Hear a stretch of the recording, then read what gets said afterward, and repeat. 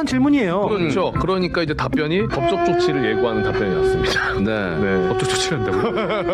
아니, 그러니까 그 질문이 결국 당신이 받은 그 800에 7070이 윤석열 맞느냐? 네. 그럼 기다 아니다만 얘기하면 되는 거 아니에요? 그렇죠. 근데 오늘 그 기자들의 질문에 저렇게 애둘러 뭐 법적 조치가 지금 진행 중이다 네. 이런 식으로 얘기했잖아요. 아니 근데 기자들 입장에서는 윤석열 대통령과 통화를 했을 때 당시 그 상황이 궁금할 수밖에 없죠. 왜냐면은 그때가 윤석열이 경로하고 있었을 때거든요. 그럼요. 지금 민주당 의원이나 MBC 상대로 이미 법적 조치를 했으나 반복됨으로 더 강력한 조치를 하겠다라면서 글을 썼어요. 예. 그러면서 마지막 줄 어이없이 저는 당당해서 출마를 한 것이다. 800에 7070 번호가 이제 부속실 직원이 전화한 번호라고 하는 건데 그 주장을 하는 거 아니겠습니까? 그럼 윤석열이 당시에 이제 경로를 하다가 부속실에 나와가지고 이종섭한테 전화를 했다는 건가요? 네. 이종섭은 대통령이라고 인정을 했는데 저것도 이제 해명이 앞뒤가 아니, 그러니까 주진우 의원 말에 따르면 그게 맞다고 치면은 800에 7070을 전화기가 한 대일 거 아닙니까? 안 되죠. 안 되죠. 대통령이 쓰고 부속실 직원이 썼다는 거 아니에요? 대통령이 쓰다가 부속실 직원이 와가지고 썼다는 거예요? 그러니까 이게 상황이 만약에 저 말이 사실이라고 우리가 재현을 해보면 일단 조태영한테 전화해가지고 야 그거 뭐 어떻게 된 거야? 왜 안 하는 거야? 근데 옆에서 직원이 와가지고 일정 조율 하겠습니다. 끊고 화난 건 아시겠죠? 전화 줄게요. 전화 줬으니까 아유 주진우 교수관이시죠? 전화해야 되는데 아 일정 조율. 예. 아 지금 뭐 화내고 계신? 아 저는 일정 조율하려고 전화했고. 예, 고맙습니다. 딱 끊고 다시 또 전화해가지고 이제 이종섭한테 전화해서 야 너 그거 내가 빼라는데 걔 왜 넣어가지고 문제가 된 거야? 이게 말이 됩니까 이게? 그러면 그 행정 직원은 미친 사람이죠. 대통령이 지금 경로에서 전화를 하고 있는데 중간에 자기가 끼어들어가지고 일정 조율을 했다는 거잖아요. 잠깐만 진정하시고 잠깐 비켜보세요. 아 그거 참 자꾸 그렇게 경로하지 마시고 여기가 뭐 경로당입니까? 나와 계시고 저 일정 조율 해야 되니까 저는 당당해서 출마하는 겁니다라고 하는데 간이 안 좋으시잖아요. 간을 하나씩 넣으면 말이 맞는 것 같아요. 저는 간당간당해서 출마하는 겁니다. 아 좋아요. 아 너무 좋다 이거. 차로에서 간당. 네. 방면 좌회전입니다. 좌회전입니다.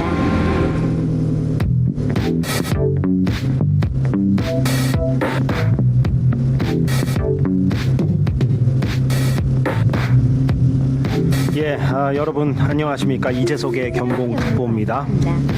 내란의 명분으로 삼으려고 남북한의 충돌이 필요했던 그들은 연속으로 과속. 북한을 계속 자극하고자 했습니다. 드론을 거듭해서 평양에 보내려 했고 오물풍선 원점 타격도 해보려고 했습니다. 다음 안내까지. 이러한 전쟁 노름에 제동을 걸었던 것은 합참의장과 일부 군 참모들의 합리적 이성적 판단이었습니다. 계엄 당일에 국회와 언론사 앞에서 멈칫했던 일선 군인들도 합리와 이성의 주문에 따랐던 것이었다고 볼 수가 있겠죠. 대통령 집무실에 사우나실을 설치해달라. 현금 거래로 근거를 안 남기는 대신에 공사비를 좀 깎아줘라. 네, 이런 제안에 공사업체는 거절했습니다. 아무리 서슬퍼런 대통령실 제안이라지만 현금 거래, 매출 누락이 불법이라고 판단했던 겁니다. 역시 합리와 이성이 작동한 결과입니다.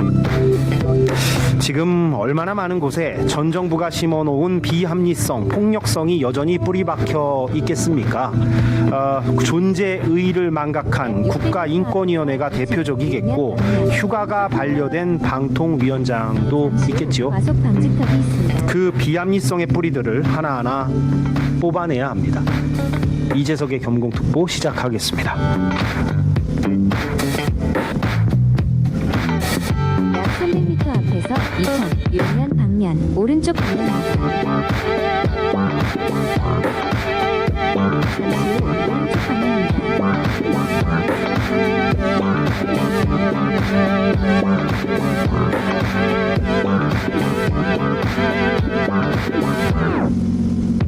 네, 여러분 금요일입니다. 이렇게 오늘 이재석의 경공특보 벌써 많은 분들이 이렇게 찾아주셨습니다. 대단히 고맙습니다. 오늘도 오늘 발생한 소식을 중심으로 하나하나 뉴스 정리 깔끔하게 해드리겠고 맥락과 해설도 첨부해드리도록 하겠습니다.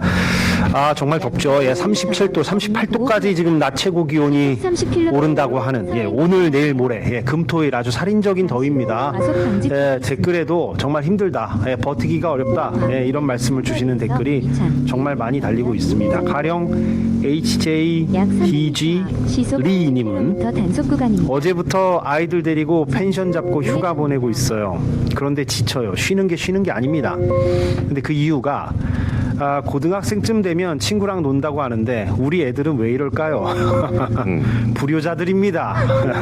휴가인데 지쳐요. 이렇게 보내셨네요. 예. 그래도 그 부모님하고 같이 하려는 게 어딥니까? 안내까지 예, 좋은 계속 거죠. 직진입니다. MBC라는 그 아이디를 쓰시는 분은 겸둥이 출첵이다. 예, 울산 한의원 간호사입니다. 몰래 귀팅 중입니다. 오늘 방송도 기대할게요. 이렇게 주셨습니다. 고맙습니다. 자, 저와 함께 뉴스 정리해 주실 분들 나와 있습니다. 먼저 미디어인권연구소 뭉클의 이봉우 연구원입니다. 어서 오십시오. 네, 안녕하세요. 이봉우입니다. 예, 존버킴 잘 있습니까? 한 번도 본 적이 없는 분이긴 한데. 네. 아니 갑자기 이 존보킴은 왜 궁금해하시는 거예요? 아, 그냥 제가 웃기려고 해봤어요. 웃기진 않고 좀 당황스럽네요. 예. 갑자기. 특검의 네. 수사선상에 올라 있으니까 조만간 잘 못 지내겠죠. 예, 매일매일 네. 시청하시는 분들은 제가 왜 이런 농담을 했는지 아실 거고. 네, 정확히 말씀드리면 존버킴 박씨입니다. 맞습니다. 네. 실제 성은 박씨이시니까. 모자를 쓰고 나오신 네. 입장원 나오셨습니다. 네, 안녕하세요. 반갑습니다. MC 장원입니다. 그 옆에는 저희 경공 채널에 박형광 기자 나와 있습니다. 네, 안녕하십니까 박형광입니다. 예, 박 기자가 이제 오늘 나온 것은 저희가 좀 과속 방지턱이 뭐 인터뷰라고 하면 너무 좀 그 딱딱할 것 같고 잠깐 그 대통령실 지금 출입하게 됐으니까 거기 분위기도 좀 들어볼 겸 600m 그렇게 해서 잠깐 좀 박형광 기자 모셨어요. 이따 잠깐 얘기를 해보자고요. 아니 이거 뭐 또 여담인데 이봉우 연구원이 워낙에 락커였고 대학 시절에 보컬이었잖아요. 네. 또 그런 하드락이나 헤비메탈 쪽에 관심이 있었고 이번 주 그 국제뉴스 가운데 우리 국내 네티즌들에게 많은 그 반응을 이끌어냈던 소식이 네. 별세 소식인데 그렇습니다. 오지 오스본이 별세했다는 게 뭐 그저께인가요? 그저께. 예. 그 소식을 좀 이봉우 연구원도 남다르게 접하셨을 것 같아요. 아, 그럼요. 뭐 마음 한켠에 고향을 잃은 느낌이죠. 이제 그 상당히 정도요? 좋아했던. 예. 제가 10대 때부터 너무너무 좋아했던 그리고 최근까지도 이제 본인 고별 투어를 돌았거든요. 그래서 물론 고령이긴 하지만 그리고 약을 하도 하셔가지고 건강이 안 좋긴 한데 갑자기 별세를 하게 돼가지고 상당히 안타까웠죠. 그래도 뭐 좋은 추억을 남겨줘가지고 네. 상당히 고마워하고 있습니다. 그 마지막 콘서트에서 네. 무대에서 의자에 앉아가지고 이제 본인 히트곡을 쭉 부르셨거든요. 그리고 나서 며칠 안 있어서 이제 돌아가신 거예요. 마지막까지 정말 오지 오스본 다 왔다 뭐 이런 생각이 좀 들었어요. 지금 저게 지금 떠 있는 저 사진이 이봉우 연구원의 화양연화 예술가로서의 화양연화 아, 저 노래 부르는 거예요? 락커 합하는 겁니다. 아, 그래요? 네. 발가락 문지방에 찢었을 때 같은데요? 그렇죠. 예, 저는 뭐 개인적으로 좀 이렇게 락 쪽보다는 흑인 음악 쪽을 더 좋아해서 네. 네. 그래서 저는 좀 오지 오스본의 그런 음악 세계를 뭐 깊이 이렇게 막 좋아하진 않았는데 근데 이제 제가 이거 뭐 여담만 하네요. 사사건건 마지막 방송에서 고별 인사를 드릴 때 오지 오스본의 굿바이 투 로맨스. 굿바이 투 로맨스를 깔아달라고 음악 감독에게 부탁을 했던 적이 있습니다. 네. 그 음악을 이렇게 깔면서 뭐 이렇게 그 사사건건 앵커석에서 내려왔던 그런 인연이 있네요. 기억이 이재석 있습니다. 앵커도. 네, 아무튼 네. 오지 오스본. 그리고 또 어릴 적 이게 이재석 앵커랑 제 나이 또래 분들은 아마 유년 시절 이분 때문에 아마 풍성하게 보냈을 것 같은데 헐크 호건 헐크건도 맞아요. 돌아가셨어요. 오늘 소식이죠. 예. 그 프로레슬링 선수, 네. 워리어, 헐크 호건, 네, 마초맨. 마초맨, 네, 추억의 살라맨. 이름이죠. 우리 세대의 추억의 이름이죠. WWE가 되기 전에 WWF였던 시절. 맞아요. 예, 지금 저희 제작진 또 아주 빠르게 헐크 호건 찾으려고 지금 바쁠 것 같은데 예, 여러분들도 얼굴 보시면 누군지 알 겁니다. 예. 오늘 별세 소식이 있었습니다. 이렇게 그러니까- 참 한 세대가 저물어 가는 것 같습니다. 맞습니다. 유년 시절을 함께 했던 뭐 히어로라고 할까요? 뭐 그런 유명인들이 한 분씩 이렇게 세상을 떠나는 걸 보면 마음이 좀 묘합니다. 묘하죠. 네. 예, 벌써 헐코건도 뭐 70대 중반인가 그렇더라고요. 네. 나이가 뭐 그렇겠죠. 뭐. 예. 박형환 기자 뭐 좀 적응 안 됩니까? 이런 여담이. 어떤 음악을 좋아하시는지. 아 지금 네. 저희 방송 본 적 있잖아요. 많이 보고 네. 지금 사실은 머릿속에 계속 이렇게 분노가 자꾸 네. 오늘 그 분노에 대해서 얘기를 하려고 나왔기 때문에 무슨 분노요? 그러니까 그 대통령실 출입과 관련해서 많은 논란이 있는데 네. 그 이제 논란의 불씨를 붙인 사람은 이제 따로 있어요. 이게. 안철수 의원. 네. 오늘 SNS에 박형광 기자가 반론성 글을 쓴 거를 전 보고 들어왔습니다. 네네. 그래서 너무 화가 나더라고요. 말씀하시는 거 딱 듣고. 네. 자연스럽게 우리가 한번 본론으로 들어가 보죠. 제가 첫 소식을 다른 걸 갈까 했는데 박 기자가 오늘 띄웠으니까 이 얘기 먼저 해보죠. 네네. 지금 나가는 화면이 박형광 기자가 오늘 페이스북에 올린 글을 저희가 이제 캡처를 해가지고 제작진이 또 저렇게 아주 예쁘게 깔끔하게 꾸며 놓았는데 안철수 의원의 문제 제기에 대한 박형광 기자의 반론입니다. 그런데 이거를 뭐 육성으로 직접 들어보는 게 좋을 것 같고 잠깐 저희가 정리를 해드리자면 어제 저희가 이제 전해드린 바 있는데 대통령실이 언론인 3명을 출입 기자로 이제 받아들이기로 그렇게 결정을 했는데 그 3명이 누구냐면 매체별로 이제 얘기를 해보면 이제 저희 뉴스공장 그리고 고발뉴스 그리고 취재 편의점 이렇게 세 매체죠. 물론 이제 유튜브에서 적극적으로 활동하고 있는 그런 인터넷 매체, 유튜브 매체 뭐 이렇게 표현할 수 있겠습니다. 사람으로 얘기한다면 이제 뉴스공장의 박형광 기자, 고발뉴스의 이상호 전 MBC 기자, 그리고 취재 편의점의 장윤선 기자. 장윤선 기자는 과거에 이제 오마이뉴스 소속이었죠. 그래서 어제 오늘 박형광 기자가 그 대통령실에 갔었다고 하죠. 네, 이제 대통령실에 출근을 하고 이제 무조건 4시간 이상 체류를 해야 됩니다. 저기에? 예. 그건 좀 너무 빡빡하다. 뭐 취재를 바깥에서 할 수도 있지. 그리고 이제 7시 40분에 브리핑을 하는데 거기를 참석을 해야 됩니다. 아침 7시 40분. 네. 아침 7시 40분이요? 매우 피곤하시다. 힘들다. 네, 아침 7시 40분에 가서 이제 브리핑을 받고 그 브리핑은 누가 합니까? 강유정 대변인이 합니까? 그 아침 브리핑은 보통 부대변인 분들께서 합니다. 그럼 요즘 안기령 전 앵커나 전은수 전 후보나 네네 이런 분들이 분이서 합니까? 번갈아 가면서 한다고 하더라고요. 그렇군요. 그래서 아침 브리핑은 참석을 해야 이제 그날의 일정을 좀 받을 수도 있고 그날 상황에 대해서 전반적으로 좀 알 수 있기 때문에 그러니까 아침 브리핑은 오늘 이재명 대통령이 어떠한 일정을 소화한다라는 어떤 예고성이 맞습니다. 강하군요. 그러고 이제 그 전날 있었던 일에 대해서 좀 물어보고 궁금한 것들을 좀 물어보고 네. 그런 자리가 되는 것 같습니다. 그리고 이게 저희가 꼭 참석을 안 해도 된다고는 하는데 하려고 하는 이유도 사실은 그 기존 출입하는 언론사 기자들이 저희가 또 등록만 해놓고 잘 안 나오면 안 나오면 또 안 좋게 보지 않습니까? 네. 그래서 무조건 가려고 합니다. 그러면 기자들 반응 어제 오늘 이렇게 갔더니만 뭐 냉랭합니까? 사실 좀 어색한 웃음들을 많이 보내시더라고요. 이게 왜냐면 저는 그래도 지금 가면은 좀 아는 분들이 꽤 있어요. 얼굴만 아는 분들도 좀 있고 친한 분들도 있고 친한 분들이야 이제 뭐 그렇게까지 대면하게 못하는데 얼굴만 알던 분들, 국회에 보통 있던 분들은 좀 대면하게 바라보시긴 하더라고요. 네, 그래서 근데 대놓고 뭐라 하는 기자는 없어요. 그렇게는 못합니다. 그렇게는 못하는데 없을 것 같고 뭐 속마음은 어떤지 모르겠으나. 네. 근데 그 안철수 의원이 뭐 오늘 2차례인가 강도 높게 썼어요. 저거 보십시오. 대통령실 홍보수석이 친명 유튜버 대변인입니까? 친명 유튜버 3인방의 위세가 생각보다 대단한가 봅니다. 뭐 이런 식으로 왜 이들 3명을 대통령실이 출입기자로 받아주었느냐 이런 식으로 공격적으로 주장을 했는데 박형광 기자 어떻게 답을 주시겠습니까? 그러니까 일단 그 안철수 의원이 오늘 2번 올렸는데 다음 거고요. 처음에 올렸을 때 그 논리가 그런 겁니다. 친명 유튜버 3곳을 다 받았기 때문에 보수 유튜브도 받아라.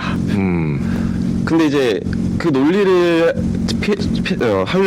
피려면 좀 그 앞에 있는 전제가 맞아야 되잖아요. 일단 친명 유튜브, 그 친명 같은 경우에는 가치 판단이라고 하니까 본인의 가치 판단에 따라서 말할 수 있는 부분인데 유튜브가 아니에요. 저희가 정식 등록된 언론사입니다. 이제부터는. 그리고 이게 되게 규정이 그 출입 기자 등록할 수 있는 규정이 있습니다. 대통령실 내부에도. 네. 그 회원사, 그러니까 협회사가 추천을 할 수가 있어요. 그래서 그 저희가 협회는 한국 인터넷 기자협회 네. 거기에 지금 3곳 다 들어가 있는 거죠. 들어가 있습니다. 고발뉴스, 뉴스공장, 취재편의점 다. 네, 그렇게 해서 추천을 받아서 정식으로 절차를 밟아서 들어간 것이고요.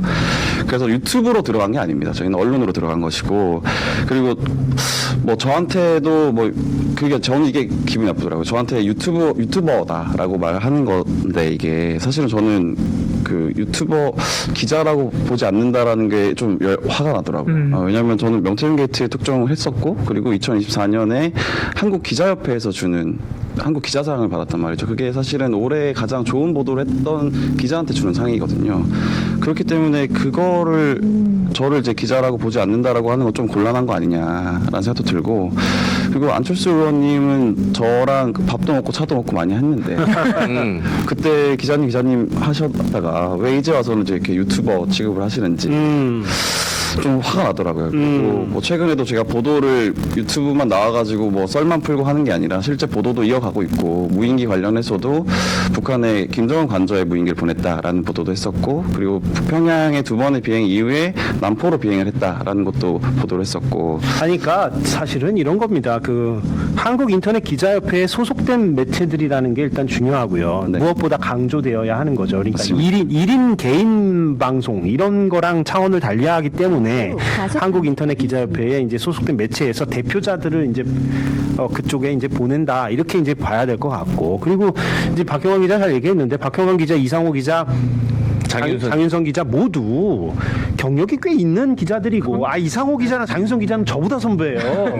네, 그러니까 뭐 잔뼈가 굵은 사람들이고, 네, 그러니까 그런 이력이 있잖아요. 네, 기자로 볼 수 있는. 근데 이제 모르겠습니다. 이제 성향은 뭐 그 친명이라는 단어는 안철수 의원 개인의 생각이니까 평가니까 그렇다 치고요. 근데 이제 셋 다 보수 성향이라고 볼 수는 없고, 뭐 진보 개혁 성향의 언론인들 아니냐 이렇게 얘기할 수는 있겠죠. 그러면 이제 보수 성향 언론인도 받을 수 있는 거 아니냐. 그러니까 홍보수석실에서도 그럴 수 있다. 네. 자격에 부합하면 그 이력이나 기자로서의 취재 경력이나 또 아까 얘기했던 대로 한국 인터넷 기자협회 소속이냐의 여부라든가 이런 거를 잘 따져서 보수 성향이더라도 앞으로 대통령실 출입 기자로 맞습니다. 받아들일 수 있는 거죠. 맞습니다. 예.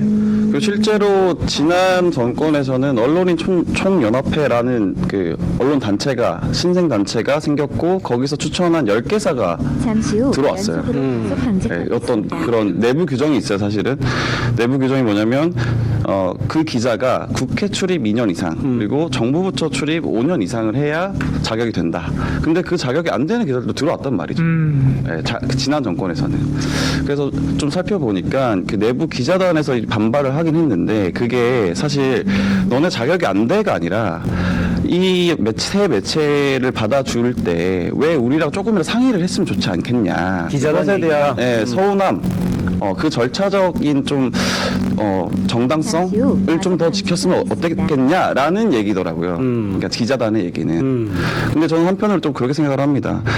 그 이재명 대통령께서 언론에 좀 지평을 여는 그런 역사적인 선택을 하신 거다라고 생각을 하고, 그리고 개혁이라는 것은 좀 기민성, 그러니까 긴급함이 좀 필요하죠. 그러니까 예고를 하고 점진적으로 했을 때는 저항에 부딪힐 가능성이 크기 때문에, 그렇기 때문에 좀 기습적으로 어떻게 보면은 전략적으로 그런 선택을 하지 않았나. 우리가 이제 오해가 없어야 되니까 지금 박형광, 이상호, 장윤성 기자를 대통령실이 출입 기자로 받아들인 데 대해서 대통령실 출입 기자단이 공식적인 형태로 반발하거나 반대 의사를 표출한 적은 없죠.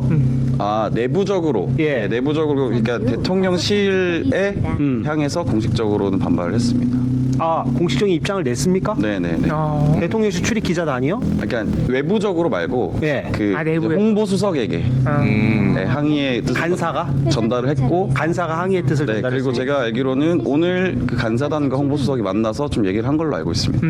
그럼 간사단이 홍보수석한테 전한 메시지의 요지는 뭡니까? 혹시 파악이 됐습니까? 예, 그러니까 방금 말씀드린 네. 것처럼 이게 절차적으로 좀. 저는 그 말이 전에 윤석열 정부 때로 들었어요. 아닙니다. 그 지금 이번에 네, 저 그래서- 명료하게 제가 못 들었네요. 그래서 상의를 좀 하고 매체를 좀 들여보냈으면 어떻겠느냐. 그러니까 기자단하고 왜 상의를 안 했냐 사전에? 예. 출구입니다. 그건 동의할 수가 없는데. 네, 저도 뭐 기자 생활 20년 했지만 왜 그 기자가 첫 번째 특정 출구입니다. 그 국가기관에 출입을 하느냐 마느냐를 왜 기자단이 심사합니까? 그렇죠. 예, 그건 참 오래된 관행 같은 건데 저는 그 관행, 탈탈처럼 보일 수 있죠. 그 관행은 좋은 관행이 아니죠. 예. 사실 기자단 간사 두고 기자단을 두는 이유가 그 기자단이 뭔가 권력화가 되고 기득권화가 돼가지고 누구는 우리 부처에 출입할 수 있고 누구는 안 돼라는 칸막이 작동을 하라고 기자단을 만들어주는 게 아니잖아요.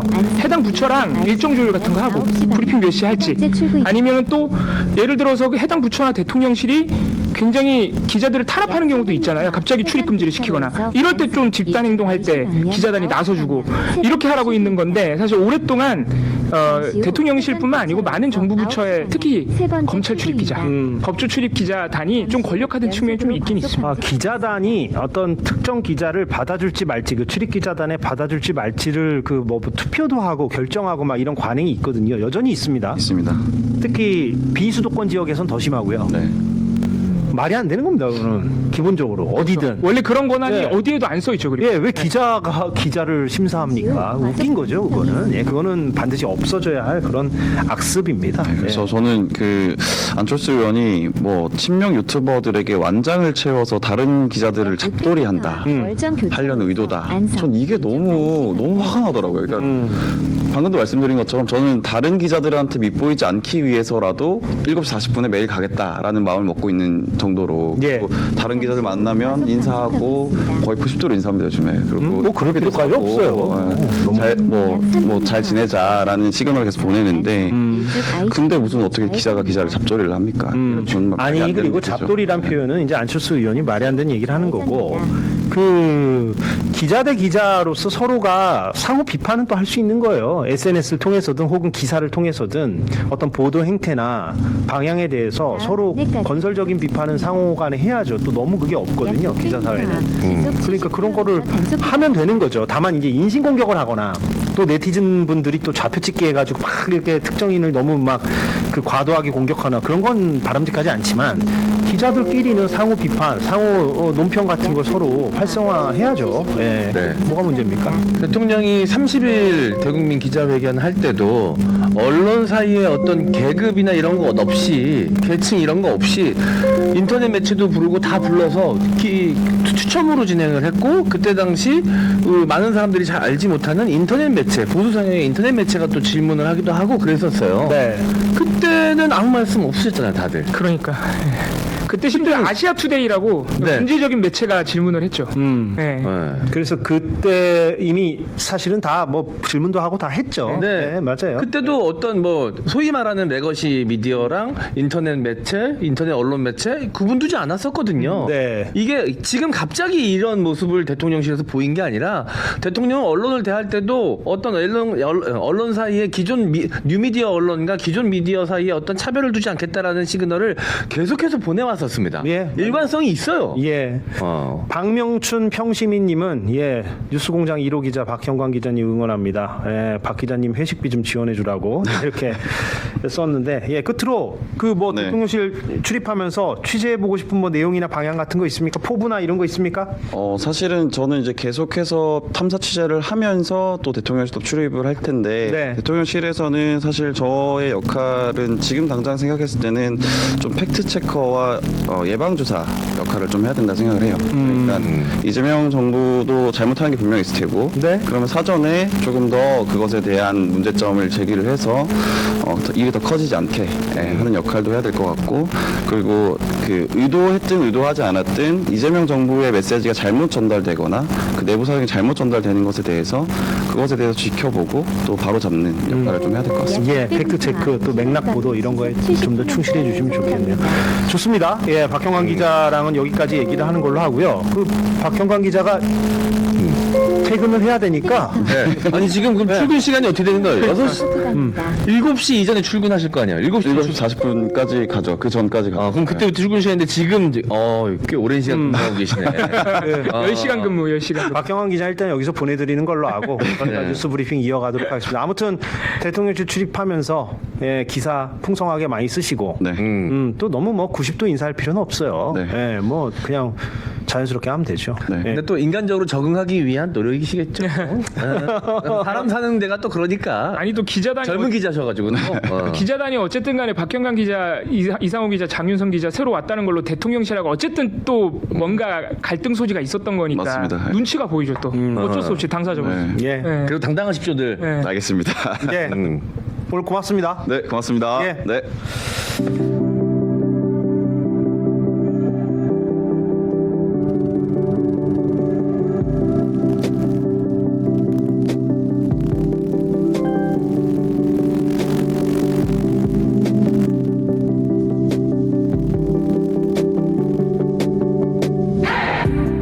네, 박형광 기자와 함께 이제 대통령실 출입하게 됐으니까 그 분위기를 살펴봤고 곽산 씨 그 사이에 오셨습니다. 네, 안녕하세요. 곽수산입니다. 네, 숨이 찹니까? 아닙니다. 예. 방금 질문 주임원사님 같았어. 숨이 찹니까? 아닙니다. 왜냐면은 방금 전까지 실제로 헐떡이면서 들어왔기 때문에. 할 수 있습니다.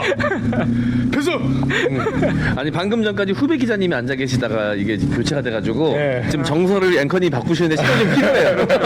아, 말투에서 좀 묻어났나요? 아, 네. 갑자기 좀 이렇게 예전 모드로 돌아갔습니다. 네, KBS에서 막 엄하게 했을 때로. 엄하게. 네. 엄한 선배님이었나요? 네. 아, 뭐좀 까칠했죠. 까칠한 사람이었습니다. 아 제가 얘기했잖아요. 호랭이 선배로 유명했다고 제가 이제 전언을 들었다고. 아니 뭐 종이 호랑이였고요. 댓글 읽으면서 분위기 전환을 좀 해야 되겠네요. 강소영님은 도시가스 검침원입니다. 밖에서 일하는데 너무 더워서 힘듭니다. 아 힘드시겠다. 이거는 힘든 정도가 아니네요. 약 600m 이 정도로 힘들다니까. 힘들다고 말할 수 있는 정도가 아니다. 이렇게 말씀을 해주셨고. 라온 라이프님은 민생 회복 쿠폰으로 정육점에서 고기 사와서 에어컨 바람 시원한 집에서 경공특보 보면서 구워 먹으려고 준비 중입니다. 쿠폰으로 소고기 사와서 최애 프로그램 경공특보와 금요일 저녁을 같이 하려니 어떤 휴양지도 부럽지가 않습니다. 아 우리가 도움이 된다니 저희도 뿌듯하네요. 네. 이 소비 쿠폰 때문에 실제로 엄청나게 많이 소비가 좀 늘었다고 하죠. 최근에 뉴스를 보면은 마트에도 막 줄 서고 또 영화표 6,000원 지금 쿠폰도 풀렸거든요. 저도 늘 먹던 단품 메뉴 있었는데 오늘 정식 메뉴를 시켰어요. 전 벌써 7만 원밖에 안 남았어요 지금. 그래요? 네. 아니 근데 뭔가 이 15만 원이 어떻게 보면 적다면 적고 많다 많은 돈일 수 있겠는데 약간 소비에 기백이 생겨요. 평소에 안 먹던 사이드 메뉴 시켜. 그렇지. 소비 쿠폰 있는데 그리고 시켜. 대량 구매하잖아요. 평소에 한두 개씩 사던 거 대량 구매. 맞아.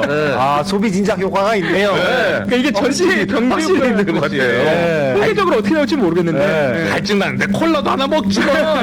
이런 느낌으로. 아, 진작 효과 있습니다. 네. 그리고 아까 얘기한 그 영화 쿠폰. 영화 쿠폰 그것도 좀 6,000원 인기가 엄청 풀려가지고 많고. 그거 몇몇 그 멀티플렉스 앱이랑 홈페이지가 다운이 됐대요. 네. 그거 신청하느라고. 예, 그 정도로 소비가 많이 늘고 있어요. 아, 지금은 정상화됐다고 지금은, 속보가 떴다고 지금은 합니다. 정상. 예, 그것도 사실은 요즘 영화관 많이들 맞아요. 안 가셔서 네. 영화인들이 좀 울적한데 그걸 통해서라도 좀 많이 가셨으면 좋겠네요. 네.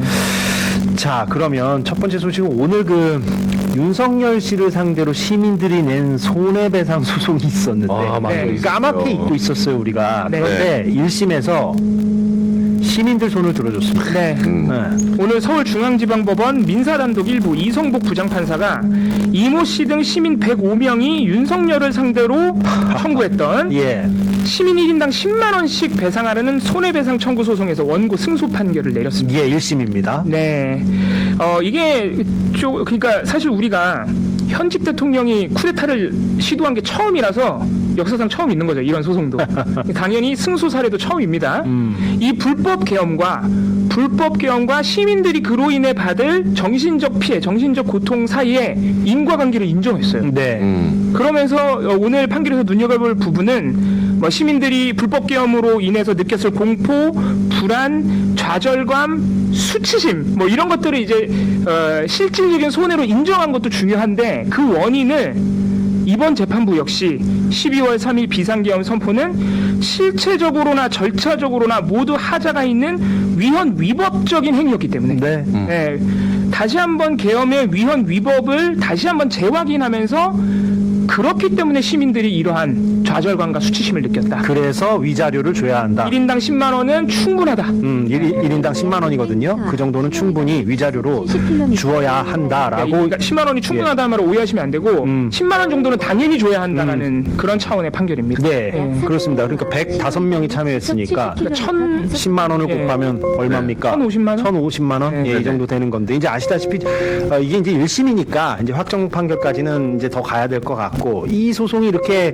1심에서 이렇게 판결이 났기 때문에 아마 다른 시민분들도 이제 집단적으로 소송이 이제 본물 터지듯이 나올 것 같아요. 이미 있는 소송도 있습니다. 이미 진행 중인 비슷한 소송도 방식으로 네. 시민들이 손해배상 청구를 넣어놓은 게 이미 있어요. 있고. 예. 그러니까 저 10만 원이라는 게 뭐 적절하게 책정된 금액이라기보다는 상징적인 금액이죠. 그렇죠. 네. 네. 손해배상의 의무가 윤석열에게 있다는 걸 확인하고 싶은 거죠. 네. 또 10만 원도 뭐 많다면 많고 적다면 적은 돈인데 소비 진작 효과가 15만 원으로 있었듯이 네.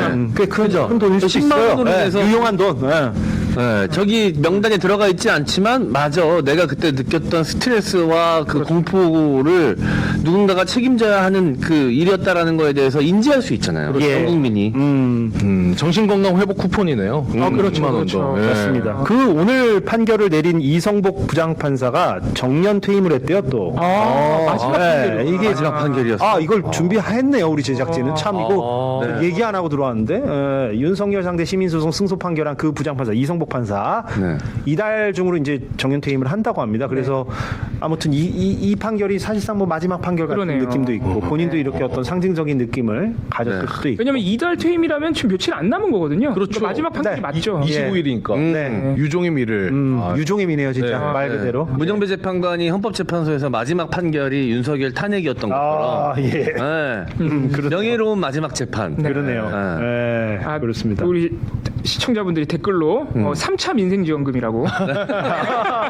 왜냐면 이재명 정부에서 2차까지 주잖아요. 힐링지원금이네, 힐링지원금. 우리도 좀 해볼까요? 뭐 신인규 변호사한테 좀 부탁 좀 해볼까요? 저도 그죠. 아니, 공포에 떨면서 사실 그걸 티 안 내면서 방송했던 앵커 그리고 그 현장에 있었던 시민들 다 솔직히 보상받을 자격이 있죠. 그러니까요. 현장에 있었던 두 분은 한 500만 원 하셔도 되겠네요. 갑자기 그러면 농담 같지가 않네. 진짜 해볼까 싶은데. 갑자기 정신적 스트레스.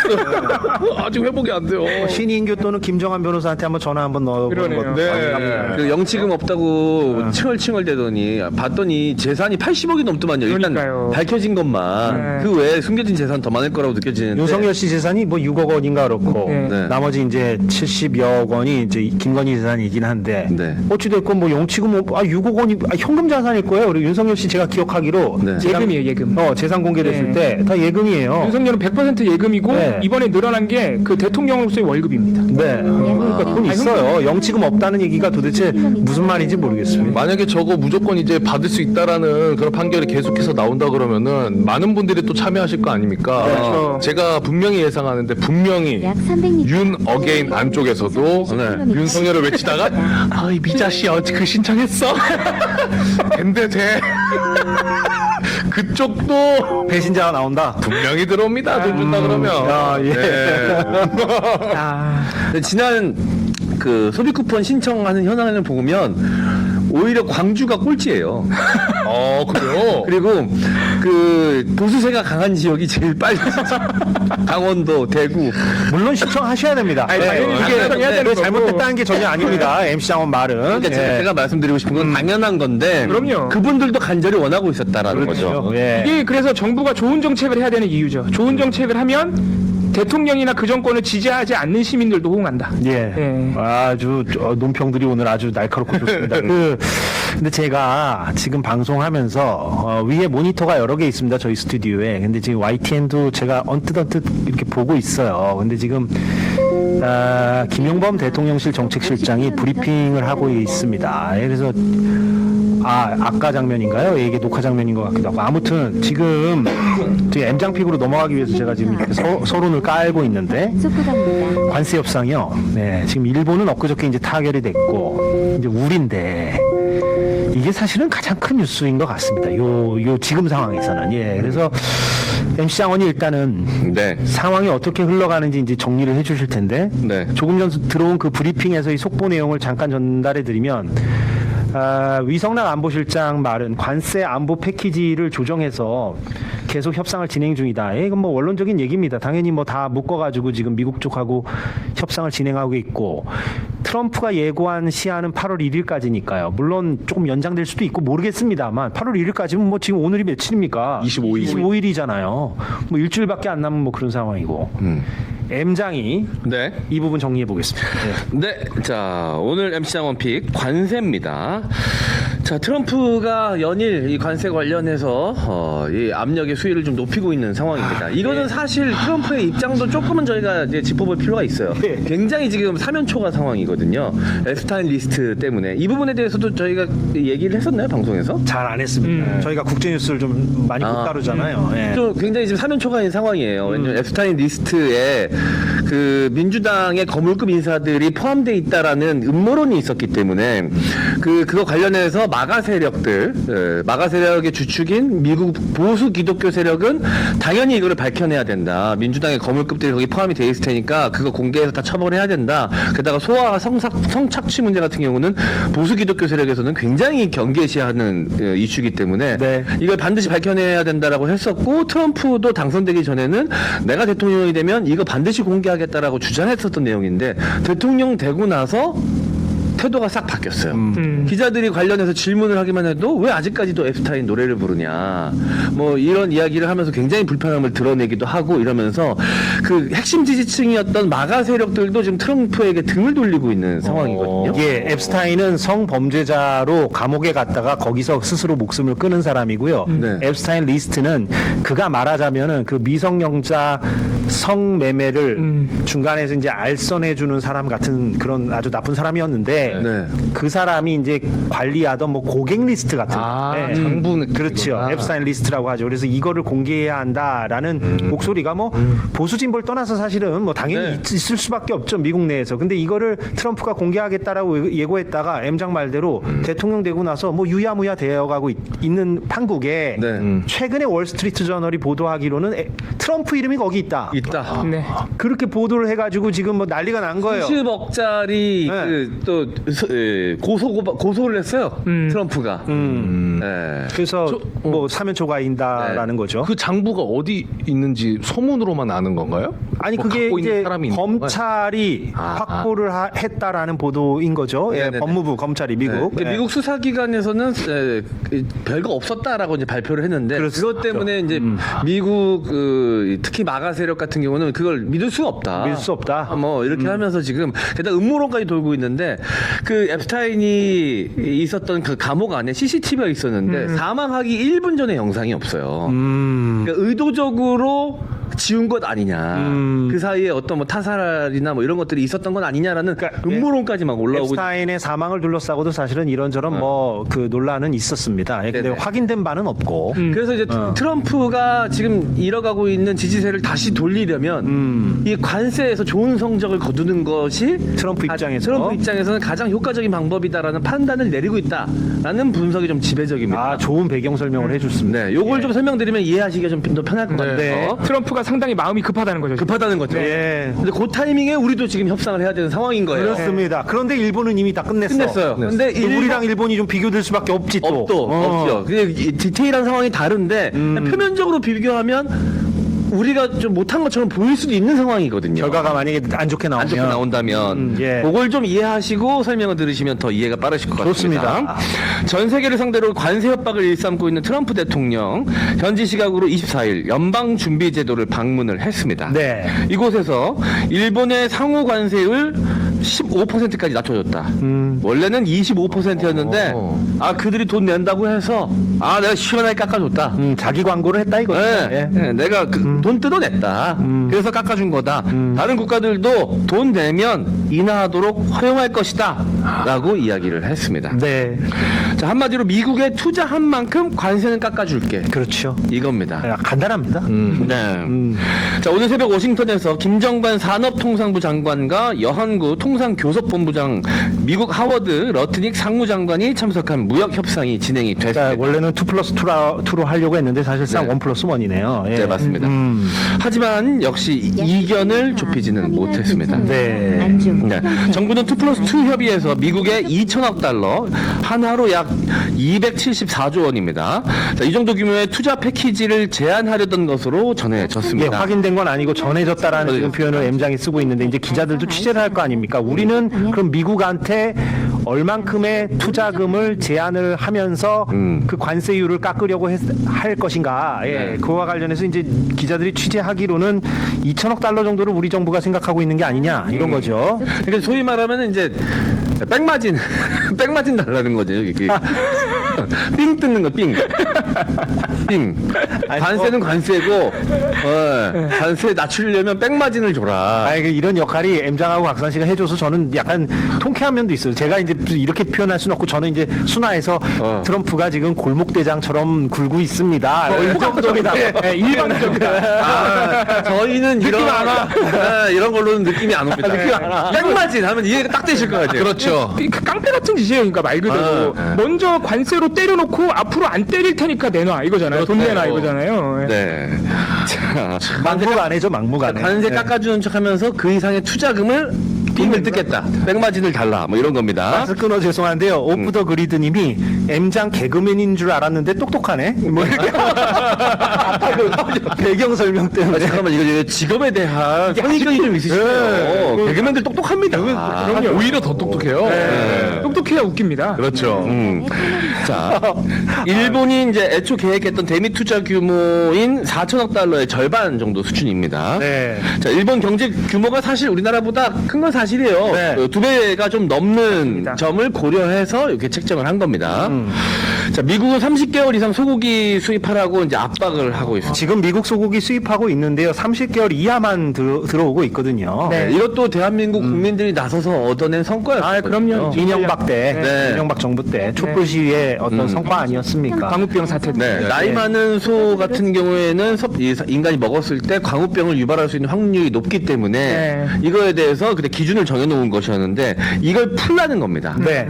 자, 쌀 시장도 개방하라고 하고 있는데요. 예, 지금 그래픽에 다 표기가 돼 있습니다. 네. 소고기는 가축전염병 예방법에 따라 광우병이 발생한 날부터 5년이 지나지 않은 국가의 30개월령 이상 소고기는 수입 금지 품목으로 규정을 하고 있습니다. 네. 자, 쌀도 남아도는데 미국 쌀까지 지금 받아야 될 수 있는 상황인 것이죠. 네. 네. 실제로 일본이 받았죠. 예, 일본이 받았는데 근데 일본은 쌀이 없지 않나요 지금?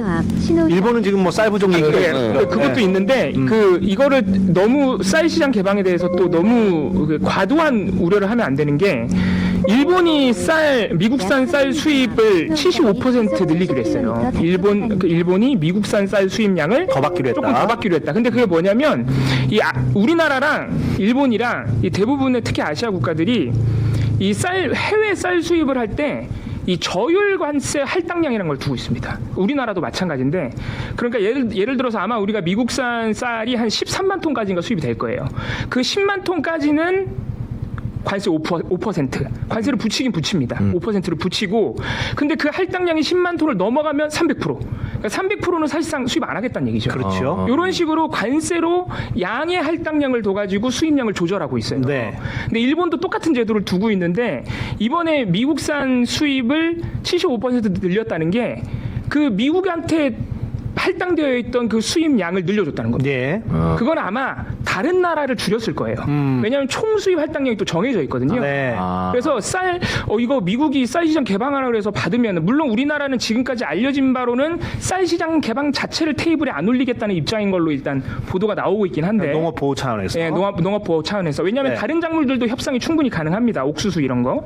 그러니까 일본이 이번에 쌀 시장 개방을 받았고 우리한테 그런 압력이 온다고 해서 갑자기 막 미국산 쌀이 너무 많이 들어와가지고 안 그래도 힘든 우리 농가가 망하는 건가? 요렇게까지는 사실 생각을 안 해도 된다. 조금 종합적으로 볼 필요가 있다. 네. 예, 그런 말씀이고요. 예. 네, 협상이 절실한 상황인데 녹록치가 않습니다.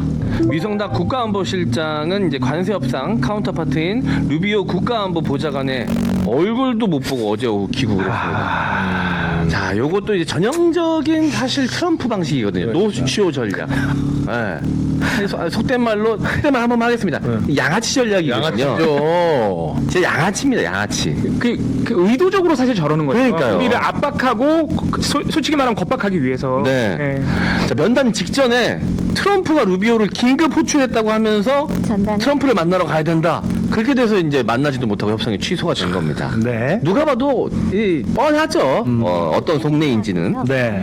자, 구윤철 기획재정부 장관은 현지 시각 25일 열릴 예정이었던 한미 간 2+2 통상 협상을 위해 워싱턴행 비행기에 오를 예정이었는데요. 어제 그랬죠. 네, 비행기 뜨기 1시간 반 전에 스콧 베선트 미국 재무부 장관이 갑자기 연기하자고 또 통보를 했습니다. 네. 전화도 아니고 이메일 통보였다고 합니다. 일각에선 물론 이게 이제 협상 전략으로 해석하기도 하고요. 그게 맞을 수도 있고요. 또 지금 뭐 이 유럽하고의 협상이 더 급선무라서 미국이 네. 실제 이 재무장관은 미국 재무장관 스콧 베선트는 잠시 후 우회 그게 진짜로 바빠서 이렇게 통보했을 수도 있다라는 해석도 있더라고요. 모르겠어요. 예, 모르겠어요. 근데 방식이 그래도 아무리 바빠도 네. 예. 사실 뭐 전화로 알릴 수 있는 사안인데 이메일로 통보했다는 게 굉장히 한국 기분 입장에서 나쁘죠? 기분 네. 나쁘죠. 시간 전에 비행기 타기 직전인데 그래요. 거기다가 EU하고 협상하러 28일 날 가거든요. 그러니까 아직 시간도 좀 남아 있어요. 우리하고도 약속도 사실 미리 잡아놓은 거고. 그러니까 친구랑도 저 약속 저렇게 깨면 맞짱 뜹니다. 네. 저 준비 다 했는데. 네. 의도성이 있어 보이죠. 네, 어쨌든 이제 한국의 대미 투자 확대나 농축산물 시장 개방 등을 압박하기 위한 트럼프식 협상 전략이라는 분석이 나오고 걱정스럽습니다. 우리 어떻게 협상 결과가 나올지. 있습니다. 네. 자, 일본의 사례를 한번 되짚어 보도록 하겠습니다. 좋습니다. 네. 자, 미국은 일본에 대해 25%로 예고했던 상호 관세를 이제 15%로 낮춰줬고요. 낮춰줬죠. 대신 일본은 5,500억 달러, 우리 돈 759조 원 규모의 대미 투자를 하기로 했습니다. 예, 주고받은 거예요. 네. 그리고 미국이 90%의 수익을 받게 됩니다. 네, 사실 주고받았다고 표현하지만 사실 주고받은 게 아니죠. 완전 사실은. 그냥 뜯어간 예. 겁니다. 네, 미국이 그냥 뜯어간 거예요. 왜냐면 미국이 당초 25% 할게 했다가 투자금을 759조 원 한다고 하니 네. 그래? 그럼 한 10% 깎아줄게 해서 15%된 거잖아요. 네. 그러니까 이게 뭐 주고받았다기보다는 읍소 전략이죠. 뭐 네. 우리나 일본이나 다. 예.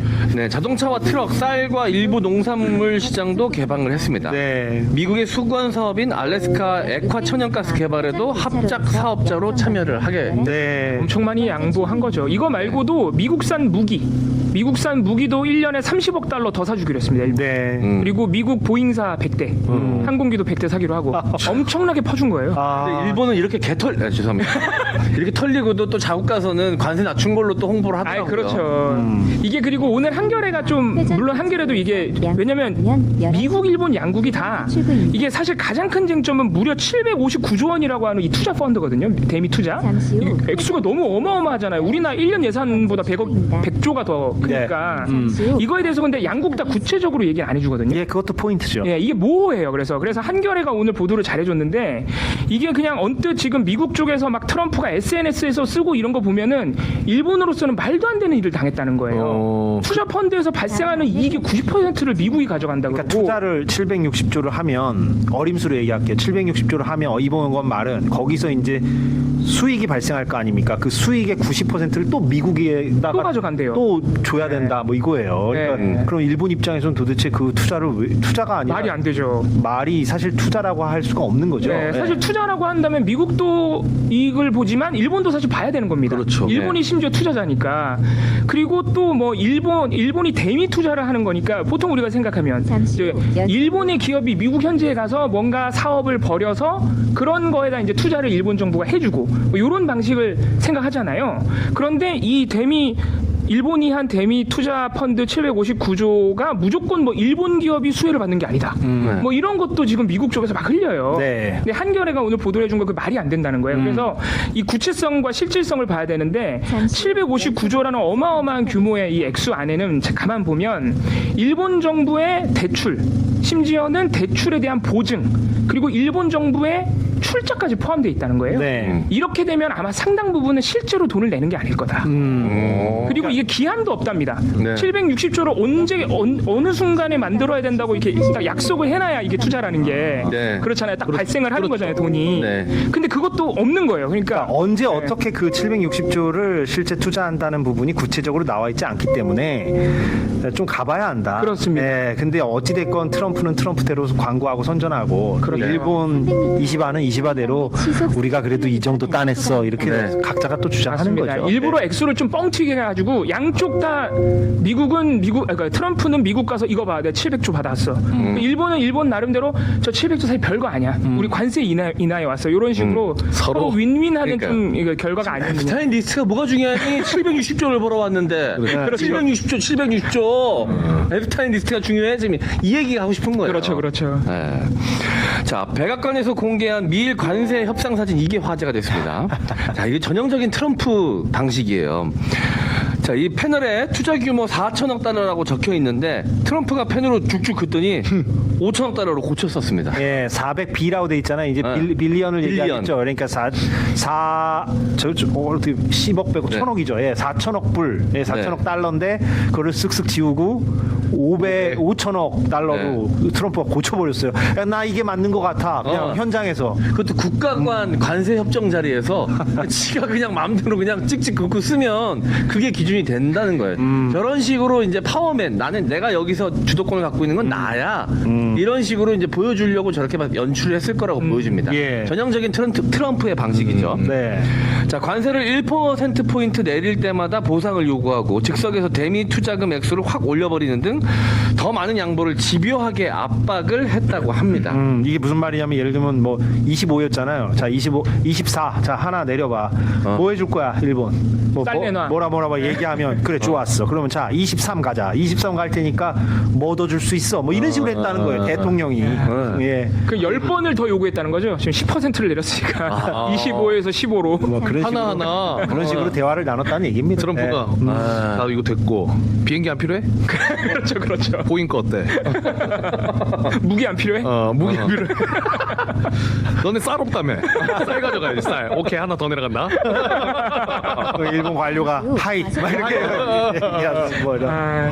아마 우리에게도 근데 비슷한 식으로 압박을 할 것 같아요. 걱정인 거죠. 두렵습니다. 네. 네. 네.